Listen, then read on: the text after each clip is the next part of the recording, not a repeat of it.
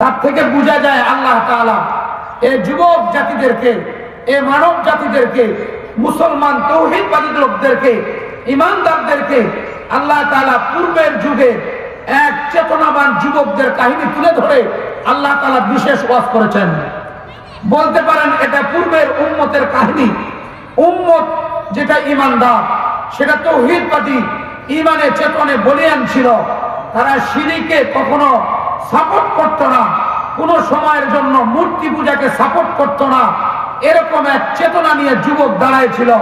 আল্লাহ পাক রব্বুল আলামিন বুঝাইতে চান, এদের কাহিনী আপনাকে আমি সত্য করে জানাইলাম, শুধু আপনার মক্কা আর মদিনাওয়ালাদের জন্য নয়, কিয়ামত পর্যন্ত লোকের জন্য ক্লিয়ার করে আমার মতো সত্যতা করে বর্ণনা করা। পৃথিবীতে কোনো ইতিহাসবিদ আসবে না, পৃথিবীতে কোনো ভাষাবিদ জন্ম নেবে না, পৃথিবীতে কোনো বক্তা ওই রকম জন্ম নেবে না, আমার মতো করে কালামুল্লাহ দিয়ে বয়ান করবে। আমি স্পষ্ট বর্ণনা দিলাম, এরা আপনি জাতিকে বয়ান করে দেন যে ওই যুবকদের তৌহিদ নিয়ে উত্তীর্ণ হবে, যুবকদের চেতনা নিয়ে উত্তীর্ণ হবে, আসহাবে কাহফের ওই রকম ঈমান নিয়ে উত্তীর্ণ হবে। আজও আমি তাদেরকে শেল্টার দিয়ে জান্নাতি ঘোষণা করব। এটা আল্লাহ পাক রব্বুল আলামিনের চূড়ান্ত ঘোষণা। আজকে আমাদের তাফসীরুল কোরআন মাহফিলের বিশেষ মেসেজ আপনাদেরকে আমি দিতে চাই যে আজও যদি দিনাজপুরের কোনো এরিয়া থেকে কিছু লোক তৌহিদ নিয়া, ইমানি চেতনা নিয়া, ইসলামী জাগরণ নিয়া আজও যদি উজ্জীবিত হয়, তো আল্লাহ পাক রব্বুল আলামিন আসহাবে কাহফের মতো তাদেরকেও শেল্টার দিয়া আল্লাহ তাআলা তাদেরকে চিরজীবী করবেন। বলেন আলহামদুলিল্লাহ, জোরে বলেন আলহামদুলিল্লাহ। আল্লাহ তাআলা এদেরকে কি কি বিশেষ গুণে গুণান্বিত করেছিলেন, সেই বিশেষ কয়েকটা আমরা গুণ শুনি। প্রথমত আসহাবে কাহফ, আল্লাহ তাআলা এখানে বলেছেন কতজন ছিল।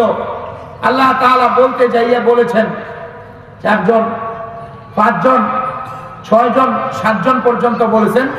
অষ্টম হলে তাদের কুকুর, অষ্টম নাম্বার তাদের কুকুর। এদের সংখ্যা, এদের যাওয়ার চেতনা কেন গিয়েছিলেন? ওই সময় একজন বাদশা ছিল, নাম শামুদ্দিন। সেই বাদশা মূর্তি পূজা আর শিরকে শুধু মহারানা মেলা উজ্জীবিত করেছিল। মেলা যেখানে মূর্তিকে প্রদর্শনী দেওয়া, যেখানে শিরককে প্রদর্শনী দেওয়া, যেখানে মানুষ কিভাবে বেহায়াপনা বেলিল্লাপনা ছড়ায়, এটার এক প্রদর্শনী চলতেছিল। আমাদের মাদ্রাসায় দারুস সালাম নুরানি মডেল মাদ্রাসায় নুরানি প্রশিক্ষণ দিয়েছেন, এখানে প্রদর্শনী হয়েছে, যেখানে বাচ্চারা কিভাবে ওযু ইস্তেঞ্জার দোয়া বলে, বাচ্চারা কিভাবে নামাজ পড়ে, সেটার বিশেষ প্রদর্শনী হয়েছে। এখান থেকে প্রদর্শনীতে আমাদের ইমানি জাগরণ। আরে আমি দোয়া করি না, আমি পবিত্র মাসলা জানি না, যেটা বাচ্চা জানে, আমার আপনার ভিতরে চেতনা তৈরি করার সেই বিশেষ প্রদর্শনী হয়। ওই সময় প্রদর্শনী হইতো কিভাবে মূর্তিকে লালিত পালিত করে, মূর্তিকে প্রণাম জানায়, ভক্তি শ্রদ্ধা জানায়, কিভাবে শিরককে আর বেহায়াপনাকে উজ্জীবিত করা যায়, এই একটা মহা চলতেছিল। সেই সময় সমস্ত মানুষ একাকার হয়ে সবাই এক জায়গায় সেই শিরকের বিশেষ মতরায় মত্ত হয়ে গিয়েছিল। ওই সময় আল্লাহ পাক রব্বুল আলামিন তার ভিতরে আল্লাহর একত্ববাদ, তৌহিদকে চেতনা করে দিয়া, তার ভিতরে পুত্তলিকার ঘৃণা দিয়া, মূর্তির ঘৃণা দিয়া, আরো শিরকের ঘৃণা দিয়া আল্লাহ তাআলা একজন যুবককে সেখানে দাঁড় করালেন। যুবক একাই আলাদা হয়ে গেলেন, চেতনা নিয়ে আসলেন। আসমান জমিনের খালেক যিনি, যিনি সমস্ত মাখলুককে রিজিক দেন, যিনি সূর্য ঠিক টাইমে উঠান, ঠিক টাইমে ডুবান, যিনি টাইম টু টাইম চন্দ্র উঠান, চন্দ্র ডুবান, যিনি শীতের সময় শীত নিয়ে আসেন, গরমের সময় গরম দেন, যিনি দিন করেন রাত করেন, ওই ক্ষমতাবান আল্লাহ পাকের কাছে মাথা নত করা ছাড়া আর কারো কাছে মাথা নত করব না। সেখান থেকে বের হয়ে নিজেকে আলাদা করে চৌরাস্তায় যায় নিজের আস্থা গাড়লেন।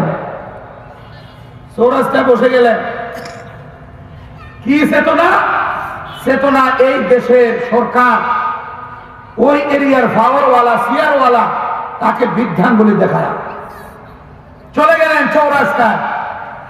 মনে আশঙ্কা আসে নাই যে আমার নাম শুনলে, আমার খবর ছড়িয়ে পড়লে গ্রেফতার হব, শুলিতে চড়াবে, মৃত্যুদণ্ড দিয়ে দিবে, পরোয়া করে নাই। কেন? আল্লাহর তৌহিদ দিলে, দিলে ঈমান ভরা, দিলে ইসলামিক চেতনা, ভয় করে নাই। একাই গেছে, টাকা দেখার সময় নাই যে আমার ডানে কেউ আছে কিনা, বামে কেউ আছে কিনা, আমি যে মতলম্বী সেই মতলম্বী কেউ হবে কিনা, এগুলো ভাবার সময় তার হাতে নাই। এটা তার হাতে নাই।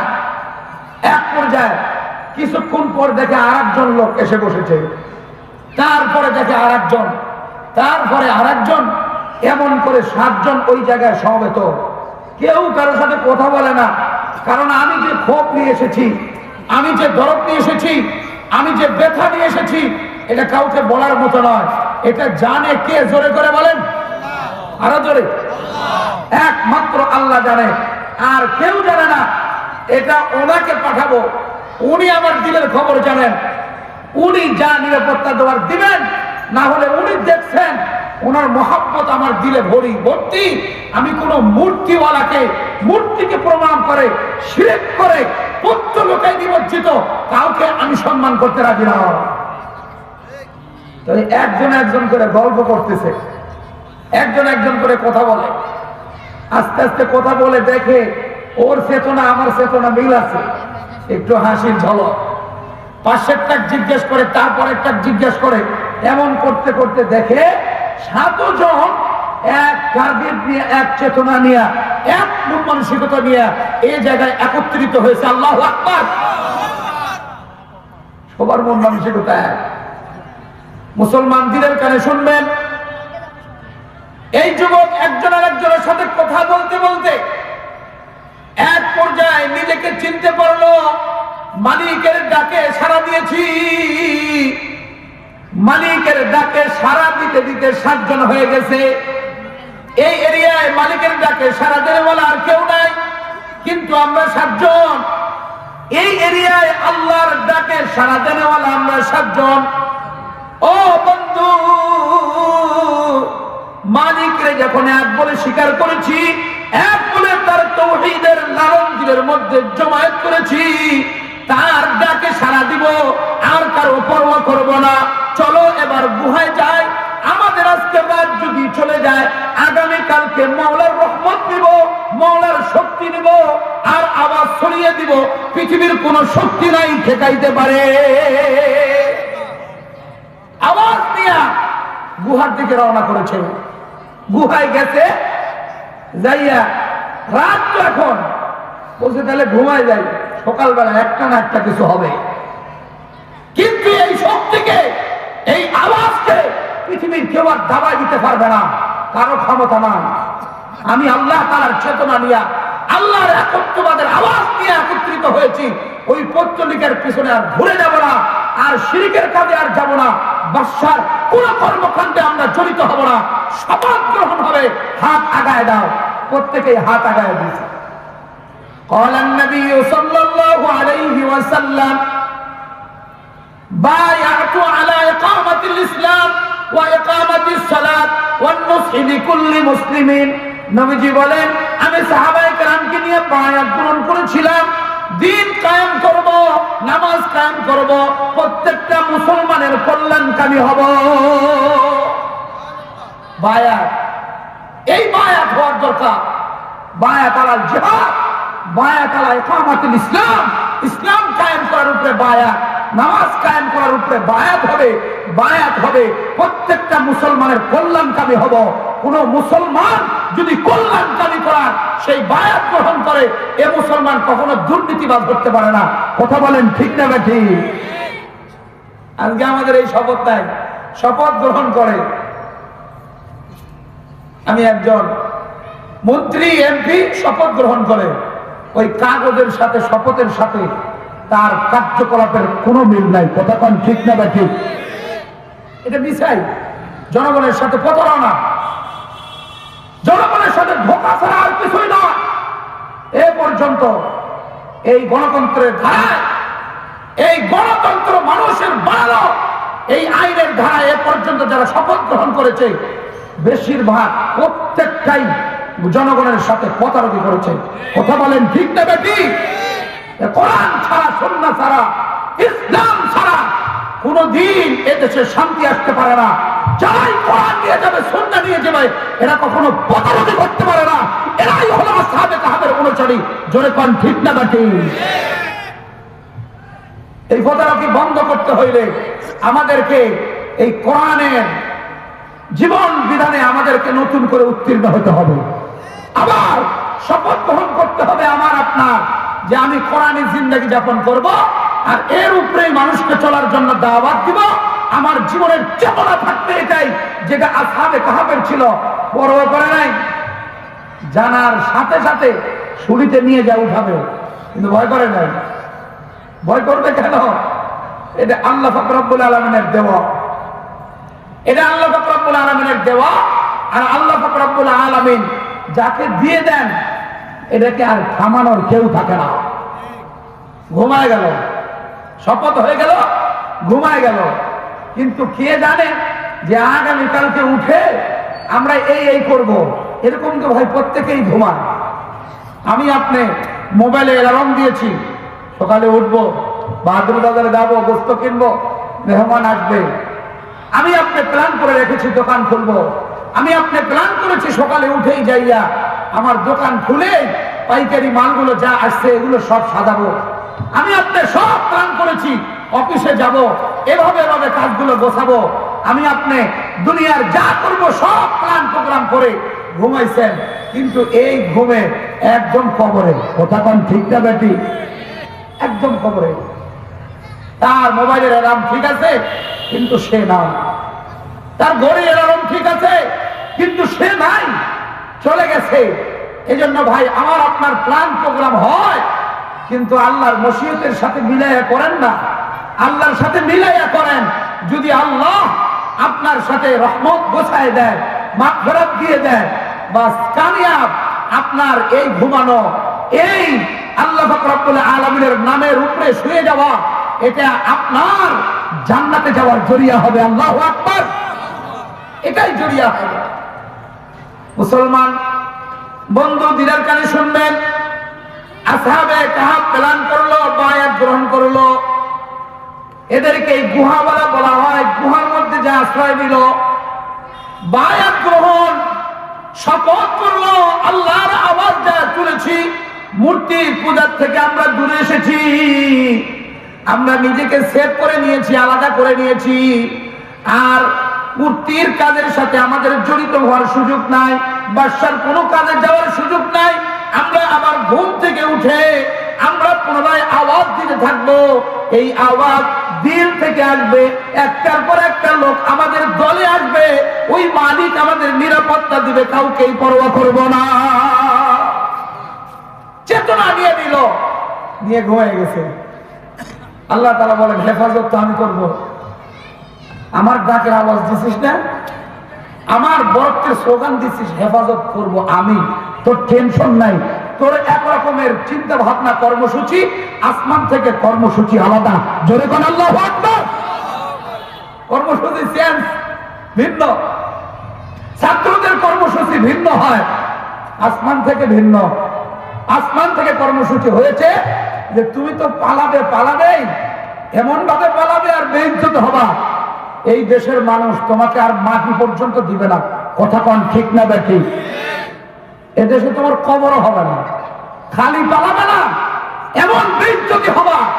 কেউ যদি নাম নেয় যে আমি ওই দল করতাম, তাহলে তোমাকেও বেইজ্জত করতে বাধ্য করবে। কথা বলেন ঠিক না বেটি? এটা আসমান থেকে ফয়সালা হয়, আসমান থেকে ফয়সালা আসে। জমিনে একরকম ফয়সালা, আসমানের আর এক রকমের ফয়সালা। আল্লাহ পাক রব্বুল আলামিন ফয়সালা করলেন, ঘুমায় যাও। তোমাদেরকে আমি ঘুমায় দিলাম 309 বছর। কন্যা সুবহানাল্লাহ। 1-2 দিন নয়, 309 বছর ঘুম, লাগাতার ঘুম। এতক্ষণ যদি ঘুমায় একটা লোক, তাহলে আমি আপনি হিসাব করলে দেখবো যে পিঠের মনে হয় দাঁড়া দিয়ে ঘা হয়ে যাবে, পাজরে ঘা হয়ে যাবে, সমস্যা একটা কিছু দেখাই দিবে।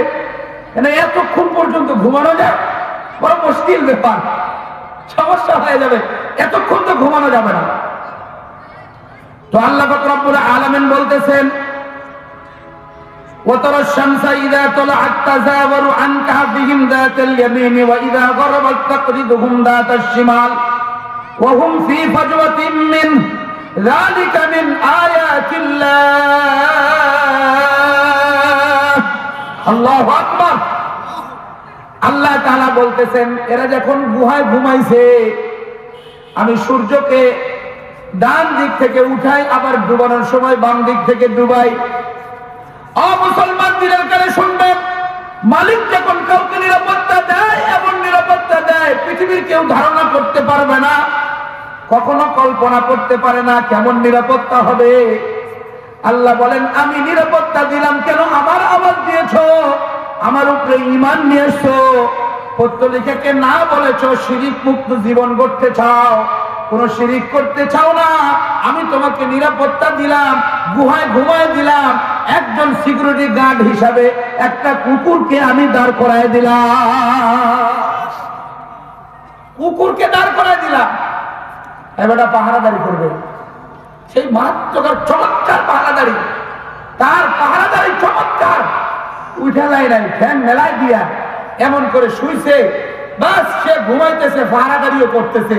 বহিরাগত কোন লোক যখন আসে দেখে গুহার সামনে একটা কুকুর, না জানি কোন বস আছে ভিতরে, কুকুর লয়ে আছে সাথে, এখানে গিয়ে থাকা যায়?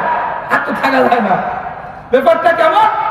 ওই সময়কার জমিদার, ওই সময়কার বড় বড় যারা বস থাকতো তাদের সাথে কুকুর থাকতো, কুকুর হলো এটা তার নিরাপত্তাকারী।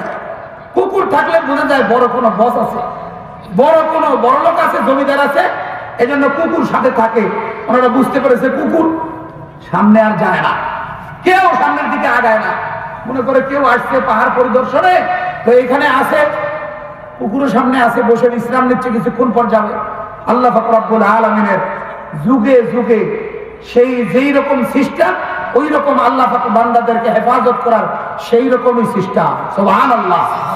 যে সময় যেমন হয় ওই রকমই মোকাবেলা হয়, যে যুগে যেমন বাতিল আসে ওই রকম করে হক আসে প্রতিবাদ করার জন্য, যেমন করে শিরিক আসে যেই সময় ওই রকম করে হক আসে আল্লাহ পাকের বড় কুদরত নিয়ে ওই হককে ইজহার করার জন্য।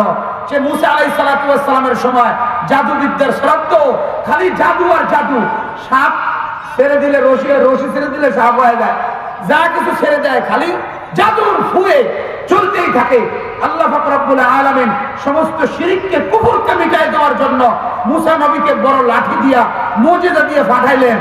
এই সাপ বেটা মারাত্মক, এটা নবী ঘুমাইলেও সাপ হয়, নবী জাগ্রত থাকলেও সাপ হয়, এ টাইম টু টাইম ভিন্ন রকম সাপ হয়, আগের মতো আর নয়, মুহূর্তেই চান্স হয়ে যায়। আল্লাহু আকবার। মুহূর্তে মুহূর্তে চান, এটা মজার কথা বলে ফেলি, জাদুর মধ্যে আর মুজিজার ব্যাপারে বহুত ফরক, অনেক বড় তফাৎ। মুফাসসিরিনে কেরাম তাফসীরের কিতাবে লিখেছে বড় ফরক আর তফাৎ হলো এইটাই, জাদু, জাদু যেটা সেটা তো জাদুঘর খাড়ায় থেকে চালায়, জাদুঘর ঘুমাইলে আর চলে না, জাদুঘর জাগ্রত থাকলে ফুক দিলে কিছু বললে চলে, ও যখন ঘুমায় যায় আর চলে না। আর মুজিজা এটা সর্ব অবস্থায় চলে, নবী ঘুমাইলেও চলে, নবী জাগ্রত থাকলেও চলে, সর্ব অবস্থায় চলে। এই জন্য ফেরাউনের দলবলের জাদুকররা ওই লাঠি নেওয়ার জন্য আসছিল, এসে দেখে মুসা আলাইহিস সালাতু ওয়াস সালাম ঘুমে আছে, তাহলে নিয়ে যায়, হাত দেওয়ার চেষ্টা করছে আর সাপ হয়ে গেছে। সুবহানাল্লাহ। নিতে পারবে না। আরেকটা পার্থক্য সবচেয়ে গুরুত্বপূর্ণ যেটা, এটা আমাদের খেয়াল রাখার দরকার। দেখেন নবী করিম সাল্লাল্লাহু আলাইহি ওয়াসাল্লামের হাদিস এসেছে মুসনাদে আহমদের মধ্যে, এখানে ইউসুফ আলাইহিস সালাতু ওয়াস সালামকে যে পোশাক পরানো হয়েছিল সে পোশাকের বর্ণনায় মুহাদ্দিসিনে কেরাম ব্যাখ্যায় লিখেছেন যেটা মুজিজা সেটা জায়গা অনুপাতে চেঞ্জ হয়, যেটা মুজিজা সেটা পরিবেশ পরিস্থিতি সব হিসাব করে সব জায়গায় ফিট হয়, কোনো জায়গায় আনফিট না। আপনি জাদুর একটা লাঠি নিয়ে আসছেন, সেটা যখন ছাড়লেন সেটা ওই একই রকম সাপ হবে, ভিন্ন রকমের সাপ হবে না। আর যেটা মুজিজা সেটা জায়গা অনুপাতে চেঞ্জ হবে, লোক বেশি হলে সাইজ বড় হবে, লোক কম হলে সাইজ কম হবে, আর লোকদেরকে ভয় দেখানোর উদ্দেশ্য হইলে কালার অন্যরকম হবে, সে চেহারাটা আর ফিগারটাও বড় করবে, হবে, মানে মুজিজা জায়গা অনুপাতে চেঞ্জ হয়ে যাওয়া। তার প্রমাণ তাফসীরে কুরতুবীতে লিখেছেন ইমাম রাহমাতুল্লাহ আলাইহি, যখন আমাদের জাতির পিতা ইব্রাহিম আলাইহিস সালাতু ওয়াস সালামকে কাপড় সব খুলে নিয়া নমরুদের বাহিনীরা চরকিতে উঠায় আগুনে ফেলাইছিল। ও মুসলমান, আল্লাহর খলিলকে যখন আগুনে ফেলাইলো, আল্লাহর দোস্ত আল্লাহর দিকে তাকায়া আল্লাহর প্রেমে মতওয়ারা ছিল। পৃথিবীর সমস্ত মাখলুকাত একত্রিত হয়েছে, আল্লাহর খলিলকে আগুনে ফেলাইতেছে, আল্লাহর খলিলকে আগুনে ফেলাইতেছে। বাতাসের নিয়োজিত ফেরেশতা চলে গেছে, হুকুম দেন বস একটু মুহূর্তেই শেষ করে দিব। আগুনের লোকও চলে গেছে, এমনি ভাবে ঝড় তুফানের নির্ধারিত ফেরেশতাও চলে গেছে। খলিলুল্লাহ ডাক দিয়ে বলে, আমার মাওলা দেখতেছে, আমার মাওলা দেখতেছে, আমার মাওলার মহব্বত, আমি আমার মাওলার মহব্বতে আছি, মাওলা দেখতেছে। তোমাদের কেন এত চেতনা? আমার আল্লাহ আমাকে হেফাজত করে নিবে। আল্লাহ তাআলা ডাক দিয়ে বলেন, ইয়া নারু কুনি বারদাও ওয়া সালামান আলা ইব্রাহিম, ও আগুন তুমি আমার ইব্রাহিমের প্রতি ঠান্ডা হয়ে যাও। আল্লাহ তাআলা জিবরাইলকে বললেন, জিবরাইল যাও, ওই যে জান্নাতে একটা জুব্বা আছে, ওই জুব্বাটা নিয়ে যা আমার দোস্ত খলিল ইব্রাহিমকে পরায়া দাও। তুমি উলঙ্গ করে কি করবা? আল্লাহ আসমানে পোশাক রাখছে, এই পোশাক চলে আসলো, ওনাকে পরাই দিল, বাস সুন্দর। কিছুক্ষণ পর বের হয়ে চলে আসলেন, বাগান হয়ে গেছে না? বাগান হয়ে গেছে। আল্লাহর পক্ষ থেকে এই আগুন এখন আরামদায়ক হয়ে গেছে। হযরতে